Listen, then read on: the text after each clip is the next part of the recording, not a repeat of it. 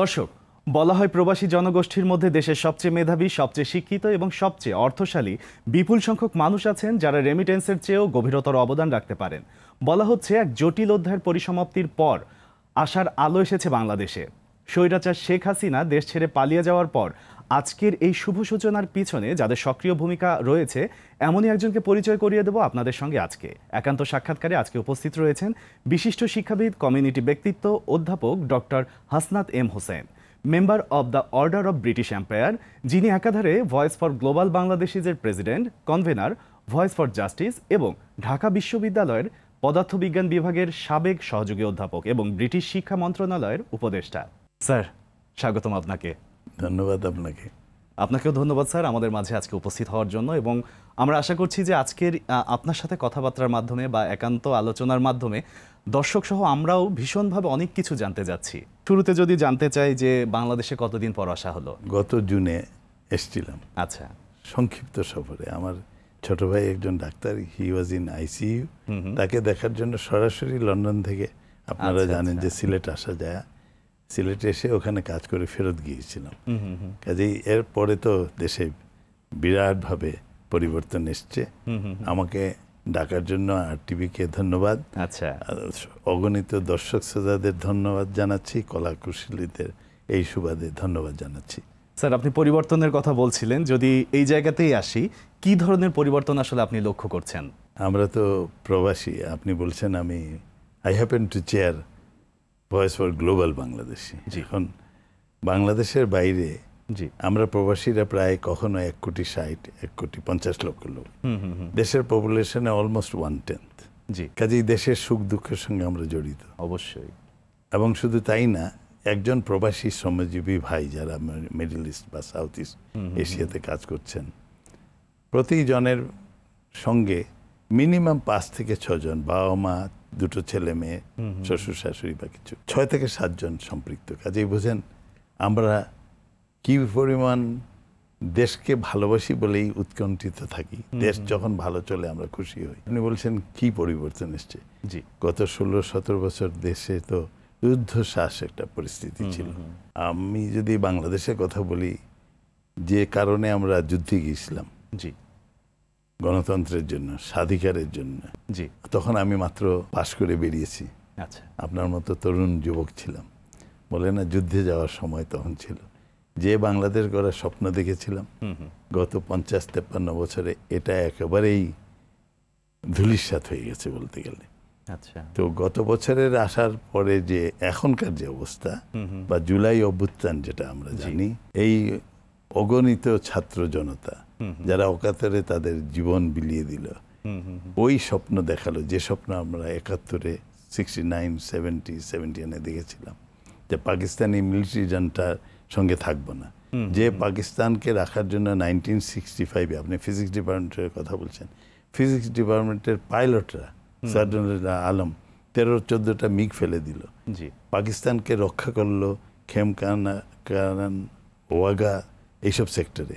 Bengal regiment, Ziaur Rahman সাহেব ওই সময় ওখানেও ছিলেন, কর্নেল উসমানী, এদের সময় ভারতীয় অগ্রাসন থেকে পাকিস্তানকে যায় বাঙালিরা রক্ষা করল। 5 বছর পরেই সেই বাঙালিরাই বলে এদের সঙ্গে থাকা যাবে না। কিন্তু সেই সুন্দর দেশটা আমরা পেলাম বটে, কিন্তু দিনে দিনে এটাকে ধূলিসাৎ করা হলো। কি শিক্ষাক্ষেত্রে, কি স্বাস্থ্যক্ষেত্রে, কি যে জনগণের মুখের হাসি আমরা ফুটাবো বলে অঙ্গীকার করেছিলাম, সেই অঙ্গীকার থেকে বহু দূরে সরে এসেছি। গত 17 বছরে আপনি বলছেন স্বৈরাচার সরকার, শুধু স্বৈরাচার সরকার না, আমার দেশের প্রতিটি অঙ্গকে একদম ধূলিসাৎ করে দিয়েছে। সেই থেকে অভাবনীয়ভাবে, কল্পনার বাইরে কি হয়ে গেল জুলাই মাসে। এত এত ছাত্র জনতা আত্মাহুতি দিল, একটা পরে তা আরেকটা দাঁড়িয়ে থাকে। স্বৈরাচারী সরকার পলায়ন করলো, লোকে আমাদেরকে বিদেশে বলে আবাবিল পাখির মতো বাচ্চারা বেরিয়ে এসেছিল। কোত্থেকে এলো এরা? এতদিনের রুদ্ধশ্বাস অবস্থা থেকে মুক্তি পেলাম আমরা। খুব সুন্দর করে বললেন স্যার, এবং আপনার কথার মধ্যে থেকেই না যে আশার যে একটা বিচ্ছুরণ, আলোর বিচ্ছুরণ, সেটা কিন্তু আমরা পাচ্ছি স্যার। স্যার, আমরা 5ই আগস্টের স্বৈরাচার সরকার হাসিনা যখন দেশ থেকে পালিয়ে গেল, লন্ডনে আপনি অনেকটা স্বস্তি প্রকাশ করেছিলেন। একটু শুনি যে এই যে একটা রুদ্ধশ্বাস অবস্থা, কি কি ধরনের রুদ্ধশ্বাস পরিস্থিতি আপনি সে সময় আসলে অতিবাহিত করেছেন? লন্ডন হলো বা ইউকে হলো বাংলাদেশের বাইরে আরেকটা ক্ষুদে বাংলাদেশ। জি। তার মধ্যে পূর্ব লন্ডন হলো সত্যিকারের বাংলাদেশের বাইরে আরেকটা বাংলাদেশ। গত জুলাই অগাস্টে যে হয়ে গেল 24-এর, প্রতিদিন প্রতিবাদ হতো। বাংলাদেশের বাইরে যেটা বললাম আরেকটা ক্ষুদে বাংলাদেশ, তার মধ্যে ছিল আমাদের আলতাবালি পার্ক। আলতাবালি পার্ক কেন ইম্পর্টেন্ট? রেসিস্টদের বিরুদ্ধে যুদ্ধ করে এই পার্কটা আমরা ব্রিটিশ বাংলাদেশে পেয়েছিলাম। ওখানে আমরা শহীদ মিনার, একেবারে বাংলাদেশের শহীদ মিনারে প্রতিকৃতি ওখানে আছে। কাজে ওখানে প্রতিদিন আমরা সোচ্চার হয়েছি। একটা ইলেকশন হয়ে গেছে জানুয়ারিতে, এই বাংলাদেশে যতগুলো এস্টাবলিশ পলিটিক্যাল পার্টি তারা কিছুই করতে পারেননি। আমাদের মনে হলো এবারও আরো ধ্বংসের আরো গভীরতায় নেমে যাবে। সেই থেকে যখন ফেরত আসলো, তো ওই রকম সময়গুলোতে আমরা আলতাবালি পার্কে জমায়েত হতাম, আমরা প্রতিবাদ করতাম। তারও আগে থেকে, যেহেতু আমার দেশটার জন্য এরকম একটা অটোক্রেটিক রেজিম আমরা চাইনি বলে আমরা লিখতাম, দেশের অবস্থা তুলে ধরতাম ইউনাইটেড নেশনসে, ইউরোপিয়ান ব্রাসেলসে, মনে করেন পার্লামেন্টে, ইউরোপিয়ান ইউনিয়নের কাছে, হিউম্যান রাইটসের কাছে বলতাম আমার দেশের মানুষের স্বাধিকার নাই, ভোট দেওয়া তো দূরের কথা, গুম হত্যা হয়ে যাচ্ছে মানুষ, কারো সাহস নেই কারো কিছু বলার। তো এইরকম অবস্থা থেকে ওখানে খবর আসছে ছাত্রদেরকে মারা হচ্ছে। আমরা দাঁড়িয়েছিলাম, আমি মাস্টার হিসেবে, একজন বাবা হিসেবে আলতাবালি পার্কে মানুষের সামনে বলছি আমি বাবা হিসেবে এসেছি, হাউস টিচার হিসেবে এসেছি, ঢাকা ইউনিভার্সিটির টিচার হিসেবে এসেছি। এই জঘন্য অত্যাচার, এই ফ্যাসিবাদের বিরুদ্ধে আমাদের দাঁড়াতে হবে। একদমই। কাজেই যখন শুরু হল ছাত্ররা যখন, তখন একই আহ্বান নিয়ে ওই হাজারো জনতা, ওই যেদিন 5th অগস্ট, তো সেদিন ভোর 9টার দিকে প্রখ্যাত সাংবাদিক, তার কথা আমাকে বলতে হয়, শামসুল আলম লিটন, আমাকে ফোন করে বললেন হাসনাত ভাই আপনাকে আসতে হবে আলতাবালি পার্কে। ভোর 10টার মধ্যেই আলতাবালি পার্কে প্রায় 5000 জনতা জমা হচ্ছে, আপনাকে আসতে হবে। এই ক্রাউড আগের সরকারের সময় যারা দোসর ছিলেন, যারা জনগণের উপরে অত্যাচার করতেন, আপনাদের বাংলাদেশে যেমন করতেন, বিদেশেও তারা হাই কমিশন বা এরা গুপ্তচর বৃত্তি করতেন, মানুষকে ফলো করতেন, নাজেহাল করতেন, তাদেরকে কন্ট্রোল করা যাচ্ছে না। সেই সময় আমাকে আমার গিন্নি বললেন তোমাকে নামিয়ে দিচ্ছি, তুমি যাও। ওখানে আমি যখন পৌঁছলাম 10:30টার দিকে, অন্তত 10,000 মানুষ জমা হয়েছে। এর মধ্যে খবর আসছে শেখ হাসিনা হ্যাজ ফ্লেড। কি যে উচ্ছ্বাস, মানুষের কান্না, কি করেছেন মানুষ মিষ্টি, ব্রিকলেন কাছেই, ব্রিকলেনের পাশে যত মিষ্টির দোকান, মিষ্টি খালি হয়ে গেছে। একে অন্যকে মিষ্টি খাওয়াচ্ছে, একই মিষ্টি একজনের মুখে ধরছে আর কাঁদছে, আর লোকজন স্রোতের মতো সব আলতাবালি পার্কে আসছে। মানুষ কাঁদছে এবং খুঁজছে যাকে পেলে, মানে ওই সরকারের কোনো প্রতিনিধি পেলে মারবে, এরকম একটা মারমুখী, প্রায় এদেরকে কন্ট্রোল করা। রুদ্ধদ্বার ঘরের যে সংকীর্ণতা, সেটা আসলে তারা ভাঙতে পেরেছে, সেজন্য বোধহয় আবেগটা আরো বেশি, আবেগ বিশেষ ছিল। ওই সময় আমার কাছে প্রথম ফোন এসছে ব্রিটিশ পার্লামেন্টের লিব ডেমের লর্ড নিউবি, আমাকে বললেন যে the fleeing prime minister is seeking refuge in United Kingdom. এর পরেই আমারই ফোনে শামসুল আলম লিটন একেবারে খুব আমার পাশে দাঁড়িয়েছিলেন, এত বড় ক্রাউড কন্ট্রোল করা। স্টিভেন টিমস, লেবার পার্টির ফিনান্স মিনিস্টার ছিলেন টনি ব্লেয়ার সময়, আমার বিশিষ্ট বন্ধু, সে আমাকে বলছে, সে আবার আওয়ামী ঘরানার লোক, কারণ 17 বছর সুযোগ পেয়েছেন, কাজেই অনেক ব্রিটিশ এমপিকে তারা বুঝিয়েছেন বাংলাদেশে বেশ উন্নয়ন হচ্ছে, স্পিকার মহিলা, হ্যাঁ, লিডার অফ দি অপোজিশনও মহিলা, হ্যাঁ, ওরা তো আর বুঝে না এরশাদের পত্নীকে নিয়ে আবার অপোজিশন লিডার বানিয়ে আবার তাকে আবার সরকারি মর্যাদা দেওয়া যায়। কোনো দেশে এরকম এক্সাম্পল আছে কিনা আমার জানা নেই। স্টিভেন টিমস আমাকে বলছে, yes, she is seeking asylum in United kingdom. It is open. আপনার দর্শকদের আমি বলছি, আমি তখন বলছি স্টিভেন সেন্ড অ্যান হেলিকপ্টার। এখন 12:30 বাজে, দেখো the Altaf Ali park is full to the brim. এর মধ্যে খবর আসছে বার্মিংহাম, লিভারপুল থেকে বাস লোড অফ পিপল আসছে। বাই 5 o'clock লক্ষাধিক লোক এখানে জমা হবে, যে হাসিনা সরকার পালিয়ে গেছে। তখন বলছি যদি আশ্রয় দাও তাহলে 10,000 লোক গেটউইকের দিকে যাবে, 10,000 স্ট্যান্ড স্ট্রিটে যাবে, 10,000 হিথ্রোতে যাবে। তোমাদের Met police will not be able to control it. ওরা ভাববে রেসিজমের কোনো একটা বহিঃপ্রকাশ হচ্ছে। So it will be disastrous for British government to seek to give asylum to this lady. প্রায় 2টোর দিকে খবর আসলো, no, British government has decided. কারণ আমি বলছি না, হেলিকপ্টার পাঠিয়ে দেখো মানুষের উচ্ছ্বাস, মানুষের কান্না, মানুষের খুশি যে এতদিন পরে আবার বাক স্বাধীনতা ফিরে পাবো, কথা বলতে পারবো, আমার যাকে ইচ্ছা তাকে ভোট দিতে পারবো, এই সুযোগ এসছে। গড গিফটেড ইস, আল্লাহ বানিয়ে দিয়েছেন। তো তখন British government, I am grateful to British government যে তারা decided not to offer, despite the fact যে প্রাইম মিনিস্টার হাসিনার বোনের মেয়ে tulip is an MP, plus other MP যারা বাঙালি নামে এমপি হয়েছিলেন তাদের বেশিরভাগ ওই ঘরানার। কারণ এত বছর বাংলাদেশে আসলে তেল, ঘি এবং বাংলাদেশ সরকার তাদের আপ্যায়ন করেছে, তাদের নমনীয়তা ছিল ওদের, আমাদের সঙ্গে কেউ ছিল না। এখন দাঁড়াচ্ছেন একদমই তাই। কাজেই ইট ওয়াজ রিফিউজ। তখন বলা হচ্ছে উনি অন্য দেশে যাবেন, but that was the scene of Altaf Ali park and in fact of entire United Kingdom, Birmingham, Manchester, সবখানে বড় বড় শহরে যেখানে বাঙালিরা ছিলেন, বাঙালিরা খুশি হয়েছিলেন, উচ্ছ্বাস প্রকাশ করেছিলেন। চমৎকার একটা অভিব্যক্তি। এবং স্যার, আপনাকে যতদূর আমরা জেনেছি যে আপনাকে যদি আমরা একটা গল্প, উপন্যাস বা একটা বই বলি সেটা আমাদের ভুল হবে, আপনাকে আমরা একটা লাইব্রেরি বলতে চাই। যে আপনারা আসলে যেভাবে নিজেকে সমৃদ্ধ করেছেন সেটা শুরুটা হয়েছিল কিন্তু ছোটবেলা থেকেই। খুলনা বিভাগে 1964 সালে খুব সম্ভবত আপনি বোর্ড স্ট্যান্ড করেছিলেন। জি, আমার বাবা সরকারি কর্মচারী ছিলেন। আমার লেখাপড়া শুরু হয়েছিল রংপুর থেকে, রংপুর গার্লস স্কুল থেকে আমার প্রাইমারি স্কুল, গার্লস স্কুল থেকে শুরু। রংপুরে কি কম্বাইন্ড স্কুল ছিল? কম্বাইন্ড, তখন ওই রংপুরের ডিসি, এসপি, আমার বাবা, এদের ছেলেমেয়েরা সব এক স্কুলে পড়তো। আমরা রংপুর গার্লস স্কুলে পড়তাম। ক্লাস 4-এ ওঠার পরে হেডমিস্ট্রেস আমাদেরকে ডেকে বললেন, তোমরা বড় হয়েছো, এখন বিদায় হও, কাছে জেলা স্কুল আছে, যাও। তো যাই হোক, এটা আরেকটা স্টোরি। আমরা তখন যাব না, খুব কান্নাকাটি করেছিলাম যে আমাদের বন্ধু হু হ্যাপেন্স টু বি লেডিস, তাদেরকে ছেড়ে আমরা যাব না। তো উল্টো দিকে police line free primary school একটা ছিল, পুলিশদের স্কুল, ওখানে ভর্তি করিয়ে দিলেন। তখনকার রংপুর কিন্তু অনেক বড় রংপুর, এই নীলফামারী, কুড়িগ্রাম, গাইবান্ধা সব মিলে রংপুর, বৃহত্তর রংপুর। তো সেখান থেকে ক্লাস 5-এ বৃত্তি পরীক্ষা পেয়েছিল। তারপরে বাবা বদলি হলেন, রংপুরের পরে আমরা কুমিল্লা গেলাম, ওখানে আমি ক্লাস 8-এর বৃত্তি পরীক্ষাও ভালো করে, মাঝখানে সিলেটেও গিয়েছিলাম। ক্লাস 10-এ, ক্লাস 9-এ আমি খুলনাতে, আমার বাবা খুলনায় ট্রান্সফার হলেন।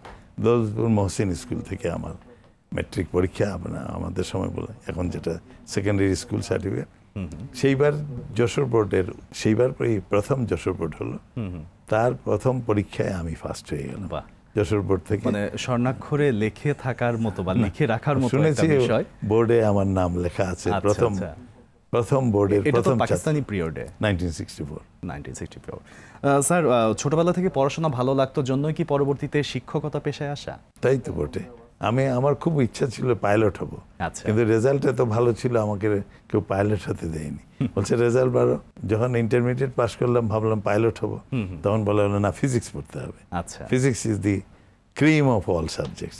কাজে ফিজিক্সকে ভালোবেসেছি এবং ফিজিক্সই আমাকে পৃথিবীর বিভিন্ন দেশে নিয়ে গেছে। আজকে যা কিছু আমার অর্জন সব ফিজিক্সের জন্য। আমি ঢাকা ইউনিভার্সিটিতে ছিলাম, ঢাকা ইউনিভার্সিটি হল চালাবার সময় যা শিখেছি, পৃথিবীর বহু দেশে বহু ইউনিভার্সিটিতে গেছি আমি, কিন্তু ঢাকা ইউনিভার্সিটি থেকে যা শিখেছি সেটাই ইমপ্লিমেন্ট করেছি। সবখানে পপুলার টিচার ছিলাম। ফিজিক্সের প্রতি আমার আনুগত্য একেবারে unconditional. Physics, maths and statistics. Sir, আপনার শিক্ষা জীবনের পাশাপাশি আপনার কর্মজীবন নিয়েও শুনতে চাই। অ্যাটমিক এনার্জিতে আপনার জয়েন করার গল্পটা একটু শুনতে চাই। খুব ইন্টারেস্টিং।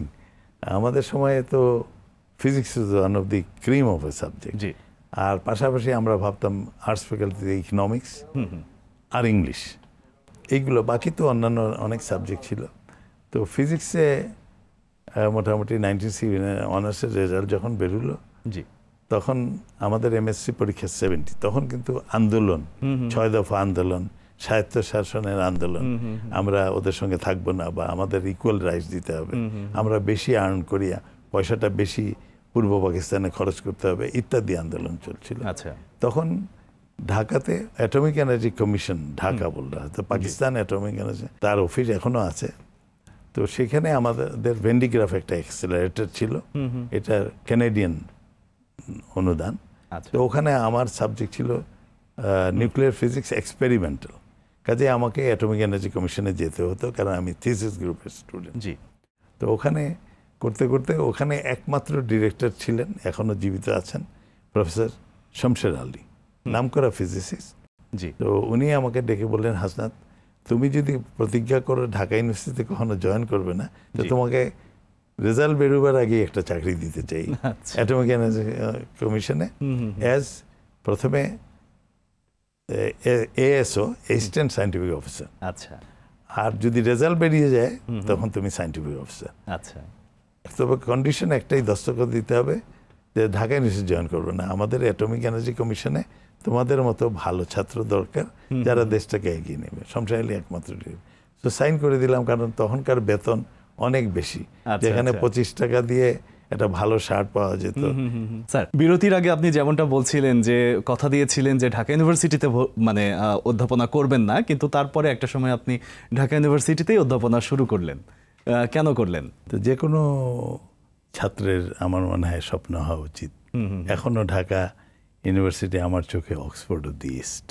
কাজেই যখন মুক্তিবাহিনী মুক্তিযুদ্ধ শেষ করে আমি আসলে পালিয়ে গেছিলাম কলাকুপা বান্দুরা এলাকাতে। আচ্ছা, ওখানে প্রত্যন্ত অঞ্চলে পাকিস্তানি আর্মি আসার সাহস করতো না। আমরা তখন বাংলাদেশের ম্যাপটা অন্যরকম ছিল, বাংলাদেশের ম্যাপটা আঁকা ছিল সবুজ ব্যাকগ্রাউন্ডে, ওটা নিয়ে লঞ্চে লঞ্চে ঘুরে বেড়াতাম। তো দেশ যখন স্বাধীন হলো 16 ডিসেম্বরে, জি, আমরাও ঢুকলাম ঢাকায়। আচ্ছা, 18 ডিসেম্বর সম্ভবত। তখনকার ভাইস চ্যান্সেলর, খুব সাধারণত অ্যাক্টিং ভাইস চ্যান্সেলর ছিলেন, ফিজিক্সেরই প্রফেসর সিদ্দিক। উনি আমাকে কার্জন-হলে পেয়ে বললেন, তুমি ডিপার্টমেন্টে জয়েন করো। তখনকার সময় university academic council ad hoc appointment দিতে পারতেন লেকচারার পোস্টে। কাজে আমি খুব খুশি হয়ে অলমোস্ট বাংলাদেশ স্বাধীন হওয়ার পরপরই আমি ঢাকা ইউনিভার্সিটি জয়েন করলাম। অবশ্যই পরের দিনই শমশের আলী সাহেব আচ্ছা, কার্জন-হলে এসে আমাকে বলেছিলেন, তুমি প্রতিজ্ঞা ভঙ্গ করেছো, তুমি বলছিলে যে অ্যাটমিক এনার্জি কমিশন কখনো ছাড়বে না। বাট আই রিয়েলি জয়েন করলাম, এনজয়েড মাই লেকচারারশিপ। পরের বছরই বোধহয় সেপ্টেম্বর 1973-তে আমি রানীর কমন স্কলারশিপে আমি বিলেতে গেলাম আর আচ্ছা। কি। But I served as a lecturer. তারপরে পিএইচডি করে দেশে ফিরে এসেছি, আচ্ছা। অ্যাসিস্ট্যান্ট প্রফেসর হয়েছি, অ্যাসোসিয়েট প্রফেসর হয়েছি, হলের চার্জ নিয়েছি। যা শিখেছি ঢাকা ইউনিভার্সিটি থেকে শিক্ষক হিসাবে, সেটাই পরবর্তীকালে আমি বিভিন্ন ইউনিভার্সিটিতে গেছি। জি। ইউনিভার্সিটি অফ জাম্বিয়া, আফ্রিকাতে, ইটালিতে, মধ্যপ্রাচ্যে, আচ্ছা, যেখানেই গেছি ঢাকা বিশ্ববিদ্যালয় থেকে যেটা শিখেছি, ছাত্রদের কাছাকাছি আসা, আচ্ছা, ছাত্রদেরকে কিভাবে সুন্দর করে পড়াতে হয়, ওদের মন জয় করতে হয়, সেইটাই ইমপ্লিমেন্ট করেছি। আপনি শিক্ষার্থীদের মনিটরিং এর কথা বলছিলেন। মনিটরিংটা খুবই গুরুত্বপূর্ণ। এই জায়গা থেকে আসলে শুনতে চাই, আপনি যেহেতু ব্রিটিশ পদ্ধতির সাথে বেশি পরিচিত, আপনার কাছ থেকে জানতে চাইবো যে বাংলাদেশের শিক্ষা ব্যবস্থায় কি ধরনের পরিবর্তন আপনি আশা করেন? আমাদের আসলে শিক্ষা ব্যবস্থায় বিলেত থেকেও যেটা শিখেছি, আমি বিলেতে সানিংডেল সিভিল সার্ভিস কলেজ থেকে প্রশিক্ষণ প্রাপ্ত বলতে পারেন সিনিয়র ম্যানেজমেন্টে জি স্যার। শিখেছি। তো ওদের কাছে যেটা শিখেছি সেটাই আমার দেশেও ছিল। যেখানেই অনুদান দেবেন আপনি সরকারিভাবে, যে শিক্ষা, সেটা প্রাইমারি স্কুল হোক, সেকেন্ডারি স্কুল হোক, কলেজগুলো আমরা বলি ফার্দার এডুকেশন, বা ইউনিভার্সিটি হায়ার এডুকেশন, আপনি যেখানে সহায়তা দেবেন, গ্রান্টস দেবেন, ল্যাব গড়ে তুলবেন, সেই সঙ্গে একটা অ্যাকাউন্টেবিলিটি থাকে। আমি যেটা গভীর হতাশায় মাঝে দেখলাম, আমাদের দেশ থেকে দিনে দিনে জি, এই ইন্সপেকশন পদ্ধতি তুলে দেওয়া হয়েছে। তার একটা এক্সাম্পল হয়তো দর্শক শ্রোতারা রিলেট করতে পারবেন। গত ফ্যাসিস্ট সরকারের সময় শিক্ষামন্ত্রী হয়ে গেলেন নাহির সাহেব বলে একজন, সম্ভবত মৌলভীবাজার সিলেট এলাকার এমপি, নেহাত সাধারণ মানুষ, শিক্ষামন্ত্রী। কাজেই তখনকার হাই কমিশনার বোধহয় আমাকে, উনি যখন বিলেতে এলেন আমাকেও দাওয়াত করলেন, যেহেতু আমি consultant to DFES, ministry of education বিলেতে, তো আমাকে দাওয়াত করলেন। তারপরে ওনার বাসায় একটা ডিনারের ব্যবস্থা করেছিলেন, অল্প সংখ্যক লোক, তার মধ্যে আমি ছিলাম। তা আমার পরিচয় করিয়ে দিলেন হাই কমিশনার টু দি শিক্ষামন্ত্রী। তো ওনাকে কথায় কথায় আমি বললাম যে আমাদের দেশে যেটা করা উচিত, আপনি ইন্সপেকশনটা চালু করা দরকার।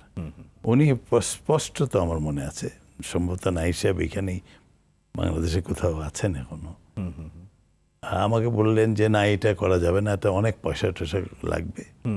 তো আই ওয়াজ ভেরি ফ্রাস্ট্রেটেড যে একটা শিক্ষামন্ত্রী বলছেন স্কুল ইন্সপেকশন করা যাবে না, যেটা ব্রিটিশ আমল থেকেই আমাদের ছিল। দি ফার্স্ট থিং, এই ইন্টারিম গভর্নমেন্টকেও আমরা প্রস্তাব দিয়েছি যে এই ইন্সপেকশন ব্যবস্থা চালু করতে হবে, যেখানে সরকারি অনুদান থাকবে। আমি আপনাকে আবার বলতে পারি, I have been trained as a school college inspection করি আমি। এখন আমি আর স্কুল ইন্সপেক্ট করি না, কলেজগুলো করি, বহু কলেজ বিলেতে আমি ইন্সপেক্ট করি। তার মানে I have a licence to drop into any classroom. তবে এটাও নিয়মের মধ্যে আছে, সেই প্রতিষ্ঠানটা, সেটা কলেজ হোক স্কুল হোক, তাকে আগে জানানো হবে যে তোমার স্কুল বা কলেজ বা ইউনিভার্সিটির, যেসব ইউনিভার্সিটিরকে আমরা অনুদান দিয়ে থাকি সরকারিভাবে, তোমার শিক্ষা প্রতিষ্ঠানটাকে অমুক দিন, অমুক মাসে, অমুক সপ্তাহে ইন্সপেক্ট করবো আমরা। সবাই সচেতন থাকে। তো সেই সময় I have a licence to enter into a classroom. ক্লাসরুমের ঢোকারও পদ্ধতি আছে, চুপচাপ এক কোনায় ইন্সপেক্টর তার বসবেন, without disturbing the flow of the যে সাবজেক্ট পড়ানো হচ্ছে আমরা অবজার্ভ করি, এবং মিনিমাম 40 to 50 মিনিটস অবজার্ভ করতে হবে। Then you are entitle to comment on this. তা আমি যেটা শিখেছি, ইন্সপেক্টর হিসেবে আমার দায়িত্ব হলো ওই ক্লাসরুমে দেখা টিচার কিভাবে পড়াচ্ছেন, ছাত্ররা কিভাবে সম্পৃক্ত হচ্ছে সাবজেক্ট ম্যাটারের সঙ্গে, কি পদ্ধতিতে পড়াচ্ছেন, আগের দিন কি পড়িয়েছিলেন, আজকের দিনে এই ছাত্রগুলো, তাদের মধ্যে অনেক বৈষম্য আছে। কারো ল্যাঙ্গুয়েজ ডিফিকাল্টি থাকতে পারে, কারো ফিজিক্যাল ডিফিকাল্টি থাকতে পারে, বা কেউ অত্যন্ত মেধাবী, আমরা বলি হায়ার অ্যাটেন্ডার্স, কেউ লোয়ার অ্যাটেন্ডার্স একই ক্লাসে, বেশিরভাগ ছাত্ররা মিডল অ্যাটেন্ডার্স হয়। এরা সবাই কিছু অ্যাচিভ করছে কিনা। শিক্ষক তখনই সার্থক শিক্ষক যে শুরু থেকে শেষ ওই ক্লাসে ওই দিন প্রত্যেকটি ছেলে বা মেয়ে একটা প্রোগ্রেস করেছে, মানে গতদিন যা জানতো বা শুরুতে যা জানতো, শেষে প্রত্যেকটি ছাত্র, কাজেই everybody has an achievement at the and. Sir, বাংলাদেশের শিক্ষা ব্যবস্থা তো আসলে কয়েকটি ধাপে এগিয়ে যায়। তার মধ্যে রয়েছে প্রাথমিক, মাধ্যমিক, উচ্চ মাধ্যমিক, স্নাতক, স্নাতকোত্তর। আপনার কি মনে হয় যে কোন ধাপটিকে আসলে বিশেষ গুরুত্ব দেওয়া উচিত? একেবারে প্রাইমারি থেকে, ইনফ্যান্ট থেকে। আচ্ছা, কারণ এটাই বিলেতের শিক্ষা ব্যবস্থা। আমি বিলেতের শিক্ষা ব্যবস্থা কেন ফিরে যাচ্ছি, বিলেতকে এখনো রোল মডেল মানা হয়। আমি ডাইরেক্টরেট অফ এডুকেশনের, আমার টাইটেল ছিল অদ্ভুত, head of bilingualism and bilingual support service. আমার বাজেট ছিল 11.9 মিলিয়ন, 387 ফুল টাইম পোস্ট আমার আন্ডারে ছিল। তো এতে I could touch anybody's, any head teacher, any principal, যাদের কাছে আমরা পয়সা যেত, বলতাম তোমার স্কুল বা কলেজ, আপনি যেটা বললেন, প্রাইমারি, নার্সারি থেকে শুরু করে প্রাইমারি, সেকেন্ডারি, এফই কলেজগুলো, হায়ার এডুকেশন, বাচ্চাগুলো ইমপ্রুভ করছে না বা ইমপ্রুভ করছে, এটা আই কুড টাচ এনিবডিজ। আল্লাহ আমাকে, এটা একটা বিশেষ দান। আমি এথনিক মাইনরিটি বা গরিব বাংলাদেশ থেকে গেছি, কিন্তু I enjoyed that supreme position. কাজেই আমি মোটামুটি পরিচিত ছিলাম সব। তো এই জন্য হেড টিচার, প্রিন্সিপাল সবাইকে আমি অনেকগুলো প্রজেক্ট করেছিলাম। যেমন বিলেত এমন একটা জায়গা, যেমন মনে করেন এখন ইউরোপে অস্থিরতা চলছে, বা মনে করেন যুদ্ধ হচ্ছে ইউক্রেনে, দেখবেন তার রিফ্লেকশন বিলেতে হচ্ছে। অনেক ইউক্রেনের বাচ্চারা, পরিবাররা সোমালিল্যান্ডে গোলমাল হচ্ছে সোমালি বাচ্চারা, বাংলাদেশে গোলমাল হচ্ছে বাঙালি বাচ্চা। এই বাচ্চাগুলো কিভাবে দ্রুত মেইনস্ট্রিমের সঙ্গে সম্পৃক্ত হবে, এডুকেশন ব্যবস্থাতে এইটা আনতে হবে। কাজে আপনি প্রশ্ন করছেন কোথায়, একদম প্রাইমারি লেভেলে একটা বাচ্চা যখন স্কুলে আসে, ছোট্ট বাচ্চা, সে কিন্তু কালো সাদা কোন টিচার, সব টিচার তার কাছে সমান। রেসিজম ওখানে হয় না, রেসিজম হয় সেকেন্ডারি স্কুলে যে দেখা যায় যে এটা শিক্ষকের দোষের জন্য। সে তখন ভাবে আমি ক্লাসে বোধহয় নেগলেক্টেড, আমি বোধহয় এটা পারি না, বা আমার বাবা মার ডিলিং ওয়াজ ডিফারেন্ট। যে বাচ্চাটা অঙ্ক পারে না তাকে যদি বলেন প্রতিদিন তুই পারিস না, অমুকে কেন পারে, সেই বাচ্চা পিছিয়ে যায়। আচ্ছা, বাচ্চাটাকে বলতে হবে যে প্রত্যেকটা বাচ্চার মধ্যে আল্লাহ বা ভগবান বা গড একটা গুণ দিয়ে দিন, তার যেটা ভালো তাকে সেটা প্রশংসা করতে শিখেন বাবা মা হিসাবে, শিক্ষক হিসেবে। তার কিন্তু অন্যান্য ফ্যাকাল্টি একেবারে পরিস্ফুটিত হবে। বাংলাদেশের মানুষের ভোটাধিকার পুনঃপ্রতিষ্ঠার জন্য আপনি যুক্তরাজ্যে থেকেও যেভাবে সংগ্রাম করেছেন, আন্দোলন করেছেন, এই পর্যায়ে এসে আসলে আন্দোলনের প্রতিফলনটা কি পাচ্ছেন? আমরা আগেই বলছি যে বাংলাদেশের 1/10 পপুলেশন আমরা বিদেশে থাকি, আর যতদিন বাংলাদেশ বাঁচবে, যেভাবেই বাঁচুক, প্রবাসীরা থাকবে। জি, আমাদের দেশ থেকে বাইরে যাবে, কারণ পৃথিবীটা এক হয়ে গেছে। তো আমাদের একটা দেশে যা কিছু হবে, দেশের মায়ার জন্য আমরা সবসময়, গত 30 বছর বলে কম বলা হবে, আমরা ভোটাধিকার চেয়েছি। কি ফর্মে আসবে সেটা, কিন্তু আমার যেমন জন্মের একটা অধিকার আছে, যেমন মনে করেন একটু ডাইগ্রেস হবে, কিন্তু একটা বাচ্চা জন্মাবার পরে তার রাইট হলো তার একটা বার্থ সার্টিফিকেট দেওয়া। সে তো জন্মেছে, আমাদের সময় বার্থ সার্টিফিকেট ছিল না। ম্যাট্রিক পরীক্ষা বা এসএসসির সময় হেডমাস্টার বসিয়ে দিতেন একটা তারিখ। এই দেখবেন আমার বয়সের লোকজনের জন্ম তারিখ হলো 1 জানুয়ারি, হেডমাস্টার বসিয়ে দিয়েছিল। কিন্তু এখন তো সেই জমানা নাই। বিদেশে তো যখনই বাচ্চা জন্ম হয়, বাবা মাকে জিজ্ঞেস করে নাম কি রাখবে, ডেট অফ বার্থ হয়ে গেল। তো বার্থ সার্টিফিকেট হলো আমার বার্থ রাইট। ওইটা করার জন্য পুলিশ ভেরিফিকেশন লাগবে, এই লাগবে, সেই লাগবে। গত 30 বছর একটার পর একটা সরকার আসছে, ফ্যাসিস্ট সরকার। সোচ্চার ছিলাম আমরা, একটা জিনিস বোঝাতে পারিনি, মানুষের হিউম্যান রাইটস। জন্ম হয়েছে তার একটা সার্টিফিকেট লাগে, অবশ্যই। তার জন্য সে কি ক্রিমিনাল যে তার জন্য পুলিশ ভেরিফিকেশন? এগুলো সব পয়সা। বাংলাদেশের প্রবলেমটাই হলো এই দুর্নীতি দমন করলে আমার বাংলাদেশ দাঁড়িয়ে যাবে। জি, এখন আপনার প্রশ্নে আসছে ভোটাধিকার। জি, ভোটের অধিকার কেন দিবেন না? এবং তার জন্য আপনি কি আশা করেন যেমন বিলেতে 1 মিলিয়ন বা ইভেন মালয়েশিয়াতে 19 লক্ষ প্রবাসী বাংলাদেশ, তারা বাংলাদেশের জন্যই উপার্জন করছে। সে ভোট দিতে চায়, সে কি তার ফ্যামিলির চারপাশে, এই যে বিলেতে এত লোক রেস্টুরেন্টে কাজ করেন, ফ্যাক্টরিতে কাজ করেন, 4-5টা বাচ্চা নিয়ে কি সম্ভব এই সময় দেশে এসে ভোট দেওয়া? একদমই। তার একটা নাগরিক অধিকার। কি ফর্মে দেবেন সেটা, এই interim government, hats off to them. After all this years তারা অফিসিয়ালি, ইউনূস সাহেব বলেছেন, প্রবাসীদের মূল্যায়ন করেছেন এবং বলছেন প্রত্যেকটা হাই কমিশনের চিঠি গেছে, আমি ভেরিফাই করে এসেছি যে চিঠি গেছে, প্রবাসীরা ভোট দিতে পারবে এবং এটা তাদের অধিকার। কিভাবে দিবে সেটা একটা মেকানিজম, ওয়েদার ই ফর্মে, পোস্টাল ফর্মে দেবেন। আমাদের কাছে ফর্মুলা আছে। আমি এই সোনারগাঁতে 3 দিনের ওয়ার্কশপ করেছি ভয়েস ফর গ্লোবাল। আমার ওয়াহিদুদ্দিন সাহেবকে পাঠানো হয়েছিল ইন্টারিম গভর্নমেন্টের রিপ্রেজেন্টেটিভ হিসাবে, সব পার্টির লোকজনরা এসেছিলেন। এটা আমাদের একটা সৌভাগ্য, তারা আমাদের সম্বন্ধে জানতে চেয়েছিলেন, তারা এসছেন। কিন্তু ওখানে বলা হয়েছে আমাদের কাছে ফর্মুলা আছে, আপনার ইন্টারিম গভর্নমেন্ট যদি জানতে চায় আমাদেরকে ডাকেন, আমাদের মধ্যে বিশেষজ্ঞ আছে, বলে দিবে আমরা প্রবাসীরা কিভাবে ভোট দিতে পারবো। কিন্তু আপনারা ডাকবেন না, এটা আপনাদের ব্যর্থতা। কারণ আমাদের বাচ্চারা তখন দেশ আসবে না, তারা বড় হচ্ছে, তারা ডাক্তার, ইঞ্জিনিয়ার, প্রফেশনাল হচ্ছে, তারা ছুটিতে মরক্কো যাবে। আপনারা দেশে আসার সময় যদি প্রতিবন্ধকতা ক্রিয়েট করেন, দেশে সরকার পরিবর্তন হবে, আমরা এতগুলো লোক বাইরে থাকি, আমরা আমাদের ইচ্ছা প্রকাশ করতে পারবো না, তাহলে সেই দেশের সঙ্গে আমরা চাই না। আমরা আছি, আমরা 2nd, 3rd জেনারেশন, কিন্তু আমার বাচ্চারা তো তখন আসবে না। একদমই, দেশ উইল লুজ।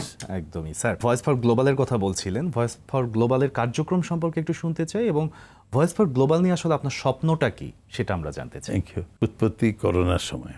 জি। এর আগে ছিল ভয়েস ফর জাস্টিস, আপনি উল্লেখ করেছেন দেখেছি, জি জি বলছেন এটা পৃথিবীর যেখানে অন্যায় হতো তা আমরা ভাবতাম আমরা তো সুশীল সমাজ, আমাদের একটা বিবেক আছে, আমরা বিদেশে এখন সুপ্রতিষ্ঠিত, কাজেই আমরা অ্যামনেস্টি ইন্টারন্যাশনাল মতো স্বপ্ন দেখি। আমরা ভয়েস ফর জাস্টিস করেছিলাম, আমি তার কনভেনার।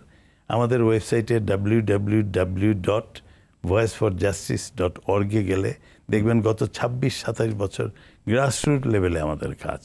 আমরা খালি বক্তৃতা টক শোতে সীমাবদ্ধ নয়। তার থেকে যখন করোনা হলো, কাজে আমাদের ওই চিঠি, আমাদের পেডের চিঠি মালয়েশিয়ান প্রাইম মিনিস্টারকেই লিখি, কানাডিয়ান প্রাইম মিনিস্টারকে লিখি, তারা কিন্তু জবাব দেন। Because we have a track record of working for people, for justice, fair play and democracy and human rights. একদম, সেটা হলো ভয়েস ফর জাস্টিস। আচ্ছা, এখন যখন করোনার সময় হলো, তখন দেখা গেল আমরা প্রচুর চিঠি পাওয়া শুরু করলাম, পার্টিকুলারলি মিডল ইস্ট থেকে। তারা সব চাকরিচ্যুত হলেন, প্লেন নাই দেশে ফেরার। চাকরিচ্যুত কেন হলেন? হোটেলগুলো বন্ধ হয়ে গেল, এয়ারপোর্ট বন্ধ হয়ে যাচ্ছে। মালয়েশিয়া থেকে প্রথম চিঠি আসা শুরু করলো, মালয়েশিয়া থেকে, স্যার আমাদেরকে বাঁচান, আমাদের ছেলে মেয়েরা খেতে পাচ্ছে না। কারণ মালয়েশিয়াতে কারা বাচ্চা পাঠিয়েছিলেন? আমাদের দেশের ধনী, 10% ধনী। সারা দেশটাকে যেরকম ক্যাটার করছি 10% ভীষণ ধনী লোকের। জি, বাংলাদেশের মতো একটা দেশের প্রাইম মিনিস্টার বলেন তার পিওন 450 crores-এর মালিক, ওপেনলি বলেন। কি কোন অবস্থায় আমরা বাংলাদেশ ফেলে দিয়েছে, সেইখান থেকে বাংলাদেশের উত্তরণ করার জন্যে তখন ওই মালয়েশিয়ান বাচ্চাগুলো বলছে, স্যার আমাদের খাওয়ার পয়সা নেই। বাপ হয়তো কুমিল্লার কোনো আটার কলের মালিক ছিলেন বা ছোট চাকরি করেন। বড় লোকের ছেলেপিলেরা, মেয়েরা তো আমেরিকা, কানাডা, অস্ট্রেলিয়াতে যাচ্ছেন, মালয়েশিয়াতে কারা যায়? সেই বাচ্চাগুলো লিখেছে আমাদের খাওয়ার পয়সা নেই, জি, বাবার চাকরি চলে গেছে, বাবার ফ্যাক্টরি বন্ধ হয়ে গেছে, ছোট্ট একটা সাইকেলের দোকান ছিল। আমরা প্রথম চিঠি লিখলাম মালয়েশিয়ান প্রাইম মিনিস্টারকে, শুধু বাংলাদেশে কথা বলিনি, বলছে তোমার দেশে ওভারসিজ স্টুডেন্ট, কত ওভারসিজ ইন্ডিয়ান, থাই, বাংলাদেশি বাচ্চারা খেতে পাচ্ছে না, করোনার সময় প্লেন নিয়ে দেশেও যেতে পারছে না। মালয়েশিয়ান প্রাইম মিনিস্টার জবাব দিয়েছিলেন উইদিন 2 weeks, বলছেন আজ থেকে আমার দেশের সব বাচ্চাদের রেসিডেন্সিয়াল হলগুলোতে রাত্রে একটি করে খাবার প্যাকেট পৌঁছে যাবে। জি, তারপরের ঘটনা হলো, আমি বলছি কি করে ভয়েস ফর গ্লোবাল বাংলাদেশ এলো। তারপরে চিঠি আসতে থাকলো যে স্যার আমাদেরকে, আমরা চাকরিচ্যুত, আমরা, ওরা বলেছে ইললিগাল হয়ে গেছে, আমরা বলি আনডকুমেন্টেড হয়ে গেছে। আচ্ছা, তারা চাকরি করবে বলে বিদেশে গেছিল, ফ্যাক্টরি বন্ধ হয়ে গেছে, এয়ারপোর্ট বন্ধ হয়ে গেছে, হোটেল বন্ধ হয়ে গেছে। এখন মালয়েশিয়ান পুলিশরা তো আমাদের পুলিশ সাহেবদের মতো রাস্তায় পেলে ধরে মারে, পয়সা নিতে চায়। তারা বলে স্যার আমাদের বাঁচান, আমাদের। So we wrote again to the same prime minister. আচ্ছা, বললাম তোমার দেশে শুধু বাংলাদেশি নয়, শ্রীলঙ্কান, থাই, এরা তোমার দেশ করার হেল্প করছে, তারা আজকে আনডকুমেন্টেড হয়ে গেছে। And believe you me, Malaysian prime minister আমাদের বললেন আজ থেকে 50 বছর বয়স্ক পর্যন্ত যত বাইরের লোক আছে তাদেরকে আমরা ডকুমেন্টেড করে দিলাম। আচ্ছা, এটা হলো আমাদের প্রথম সাকসেস। বাহ, তার এবং এখনো ছোটখাটো জিনিস আছে, অনেকে আমাদের কাছে লিখছেন, স্যার আমার বয়স 53 হয়ে গেছে, আমি তো আমি 27 বছর ধরে মালয়েশিয়াতে কাজ করি, আমার বাচ্চাদের বাংলাদেশে টাকা পাঠাই, আমাদের ব্যাপারে এটা করোলারি। এটা হয় লেবানন থেকে চিঠি আসছে, 12,000 মেয়েদেরকে আমরা, তাদের গায়ে শুধু দাগ মেরেছে, নির্যাতন, পয়সা পায় না, নির্যাতন, এবিউজ হচ্ছে, তাদের ভিডিও আমাদের কাছে আসছে। মনে হয় না এরা শ্রমিক নেত্রী বা কেউ মোটিভেটেড করছে, কেউ দল বেঁধে সরকারের বিরুদ্ধে কথা বলছে, and it is on record. আমাদের তো ভয়েস ফর গ্লোবাল বাংলাদেশ মানে প্রবাসীরা চিরকাল থাকবে, বাংলাদেশে যে সরকারই আসুক তাদের সঙ্গে আমাদের কাজ করতে হবে। বিগত ফেসিবাদ সরকারের সময়ও আমি প্রবাস কল্যাণ মন্ত্রীকে ফোন করেছি, ইমরান, আমারই ব্যাচমেট, আমি চিনি। আমি সন্ধ্যার সময় অফিস থেকে এসে যখন দেখলাম এইসব ভিডিও, চোখে কান্না পায়, আমাদের দেশে মেয়েরা এত অত্যাচারিত হচ্ছে। একটা হাই কমিশনার, মহিলা হাই কমিশনার লেবাননের, তাদেরকে দেখতে যান না। So I picked up the phone, rang Imran, বলেছি যে ইমরান তোমার এটা হচ্ছে, বলে সত্যি নাকি? আমি বললাম ভিডিওগুলো দেখো। ইমরান তখন অনেক রাত বাংলাদেশে, ইমরান আমাকে বললেন আমি দেখছি। তখন তার করোনা হয়েছিল, বলছে আমি যদি করোনা নেগেটিভ হয়, কালকে অফিসে যাব। আচ্ছা, তো পাঠাবার পরে ঘটনাটা হইল এরকম, উনি 3 ঘন্টার মধ্যে আবার মাঝরাতে আমাকে ফোন করলেন যে আমি পাঠাবো। আমি বললাম দেখো এই শ্রমিক মেয়েগুলোকে গুম করে দিও না, তারা কোনো অর্কেস্ট্রেটেড না, এরা সাফার করছে। বিলিভ ইউ মি, ইমরান সময় চেয়েছিলেন 48 ঘন্টা, আমি বলছি 3 দিন সময় না। বিলিভ ইউ মি, উনি এটা প্রশংসা করতে হয়, উনি ওনার অ্যাম্বাসেডারকে পাঠিয়েছিলেন, শ্রমিক প্রত্যেক এমবেসিতে শ্রমিক অ্যাটাচি থাকে, লেবার আচ্ছা। পাঠিয়েছেন এবং ওই 12,000 রিইনস্টলড হয়েছিল। নট অনলি দ্যাট, পরে ওই ফেসিবাদ সরকারের সময় আর কন্ট্রাক্ট সাইন করে ইমরান আমাকে জানিয়েছিলেন আরও 12,000 ওরা নেবে। এইভাবে শুরু হয়েছে। ইভেন কুয়েতে এমন মানুষ মারা গেছে, আমাদের ভয়েস ফর জাস্টিসের কনভেনার, তাকে করোনা হয়েছে বলে আরবরা ওই দিনই কবর দিয়ে দিবে। উই ইন্টারভিন, ফরেন কমনওয়েলথ অফিসকে নালিশ করেছি, এ ব্রিটিশ সিটিজেন, তার লাশটা যদি ওখানে গড় দেওয়া হয়, তার ওয়াইফ আর জীবনে কোনোদিন যেতে পারবে না, কারণ সে তো গেছে হাজব্যান্ডের জন্য। তখনকার পররাষ্ট্রমন্ত্রীর আত্মীয় মারা গেছেন, উনি কিছু করতে পারেননি। By voice for global Bangladesh British Commonwealth অফিসে ফরেন কমনওয়েলথ চিঠি লিখেছে, আমাদের সিটিজেন ব্রিটিশ বাংলাদেশি মারা গেছে, কুয়েত সরকার তাকে দাফন করে দিচ্ছে, তার লাস্ট ইচ্ছা ছিল তার বাবার কবর সিলেটের শেরপুরের নদীর পাড়ে আছে, ওখানে তাকে করতে হবে। Believe you me, we sent delegations there, তার লাশ দেশে স্পেশাল প্লেনে পাঠানো হয়েছে। এবং এইগুলো এইরকম ছোট ছোট বহু উদাহরণ আছে। সত্যিকার অর্থে এটা আমাদের গর্বের বিষয় যে আপনার মতো একজন মানুষের সাথে আমরা কথা বলছি। স্যার, সম্প্রতি ভয়েস ফর গ্লোবাল বাংলাদেশের ব্যানারে আপনারা একটা গেট টুগেদার করেছেন, আপনি এর আগেও বলছিলেন গল্পটা, আরেকটু বিস্তারিত শুনতে চাই। যে সেখানে অনেক বড় বড় দলের প্রধানরাও ছিল এবং একই সাথে তাদের সাথে আলোচনা করে নতুন বাংলাদেশ নিয়ে কতটা আশার কথা শুনেছেন আপনি? তো এই জুলাই মাসের যে অভ্যুত্থান হলো, তাতে মনে হলো there is light at the end of the tunnel, আলো আছে। আপনি শুরুতেই বলছিলেন আশার আলো। তো আমি আমাদের শুরুতেই আপনাকে বলছিলাম যে ভয়েস ফর গ্লোবাল বাংলাদেশ যেহেতু গ্লোবাল, প্রত্যেক দেশে আমাদের রিপ্রেজেন্টেটিভ আছেন, এক্সিকিউটিভ আছেন, তারা বড় বড় লিডার, কিন্তু তারা মানুষের কাজ করেন, ট্র্যাক রেকর্ড আছে প্রত্যেকের। কাজেই আমরা তো কথাবার্তা বলে জুম ছাড়া উপায় নেই। গ্লোবাল যখন সব লিডাররা সবসময় সব জায়গায় তো একসঙ্গে থাকা যায় না, কাজেই আমাদের নিয়ম হলো বছরে অন্তত 2 বার পৃথিবীর যে কোনোখানে আমরা 3-4 দিনের জন্য একসঙ্গে থাকি। যারা পারেন আসেন, আমরা পলিসি মেক করি যে আগামী 1 বছর এই বিষয়ে আমাদের কি আলোচনা হতে পারে। এইবার আমরা ঢাকায় চিন্তা করেছি, আমরা তো টরন্টো করেছি, সিডনিতে করেছি, কুয়ালালামপুরে করেছি আমাদের রেসিডেন্সিয়াল, বা নিউক্যাসেলে করেছি, বা ইউকেতে। তো এইবার ঢাকাতে যখন এই জুলাই উত্তর সময় কোরবানির ঈদও অনেক আমাদের এক্সিকিউটিভরা দেশে ঈদ করতে আসছেন, তো তারা সব এসছেন। তো আমিও যখন এখানে বললেন যে আমরা রেসিডেন্সিয়াল করে ফেলি, আমরা সোনারগাঁও হলো আমাদের দেশের একটা প্রতীক, ওখানে আমরা 3 দিন ছিলাম, 17, 18, 19, 20 তারিখ চেক আউট করা। তো আমাদের নিয়ম হলো, আপনি দেখবেন 13-14টা বিষয়ে আমরা বলি যে আমরা প্রবাসীরা আছে, আমরা যদি মনে করি গাজায় খুব অন্যায় হচ্ছে, আমরা প্রবাসীরা গাজার ব্যাপারে কিছু করতে পারি কিনা।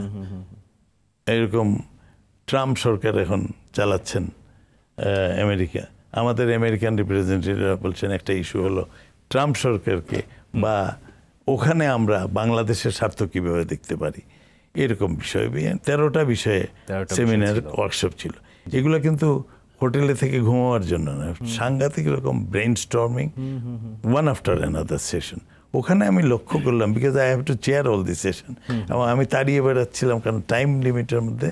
আমাদের সবসময় নিয়ম হলো 3rd ডে ফাইনাল ডেতে সন্ধ্যাবেলা এই যে চেয়ার, এই যে 13টা সেশন 13টা সাবজেক্টে, মনে করেন একটা সাবজেক্ট হলো Bangladesh past, present and future, যেটা আপনি বলছেন সামনের বাংলাদেশ কীভাবে, এটার মধ্যে কি নোট স্পিকার আছে, ব্রেইনস্টর্মিং হয়েছে আগামী 1 বছর আমরা এই ইন্টারিম সরকারকে কিভাবে হেল্প করব, বা ইলেকশন, যদিও ইলেকশন তো দিতেই হবে, সেই ইলেকশনে প্রবাসীদের ভূমিকা কি।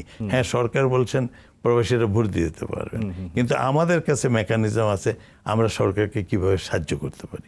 স্বাস্থ্যনীতি ভেঙে গেছে, আমাদের কাছে মেকানিজম আছে। আমাদের বাচ্চারা এখন বড় বড় কনসালটেন্ট বিলেতে, আমেরিকাতে, তারা দেশ থেকে কিছু চায় না, তারা দেশকে দিতে চায়।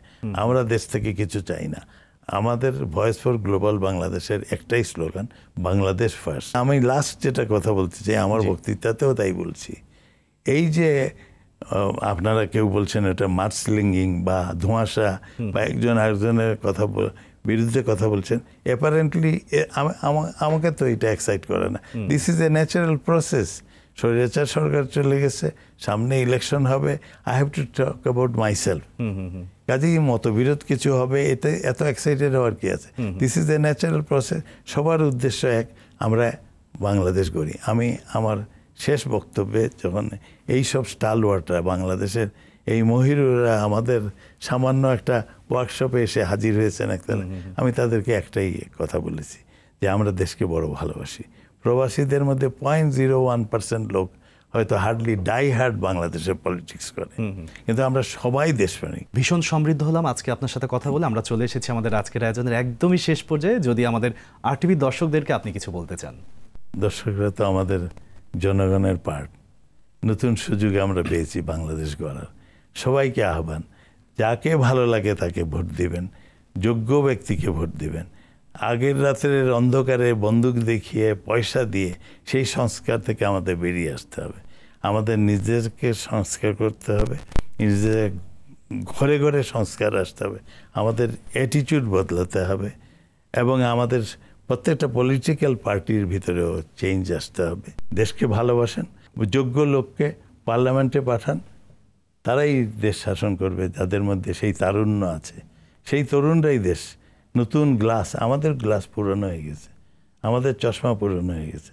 আপনারা নতুন মানুষদের আমাদের পার্লামেন্টে পাঠান। আমি তো বলবো যে চিরসবুজ আপনারা আছেন বলে আসলে আমরা এত সুন্দর করে দেখতে পারি। সবাই মিলে অনেক ধন্যবাদ, বিদায় নিচ্ছি। আপনাকেও ধন্যবাদ, দর্শক শ্রোতাদের অসংখ্য ধন্যবাদ। আসসালামু আলাইকুম। দর্শক, বাংলাদেশের ইতিহাসের এক নতুন ভোরে যারা দূর দেশ থেকে দেশের অধিকার এবং গণতন্ত্রের পক্ষে নিরন্তর লড়াই করে গেছেন, অধ্যাপক ডক্টর হাসনাত এম হোসেনের মতো ব্যক্তিত্ব তাদের অন্যতম। তার অভিজ্ঞতা, প্রতিশ্রুতি এবং স্বপ্ন আমাদের জন্য অনুপ্রেরণার। তিনি দেখিয়েছেন প্রবাসেও দেশপ্রেম কিভাবে কার্যকর হয়। এমন মানুষের সাথে কথা ভবিষ্যতের পথ চলার দিশা মেলে। শুভ হোক আপনার পথ চলা, নতুন পথ চলা, সেই প্রত্যাশায় শেষ করছি আমাদের আজকের অনুষ্ঠান। এতক্ষণ আমাদের সাথে থাকার জন্য ধন্যবাদ সকলকে।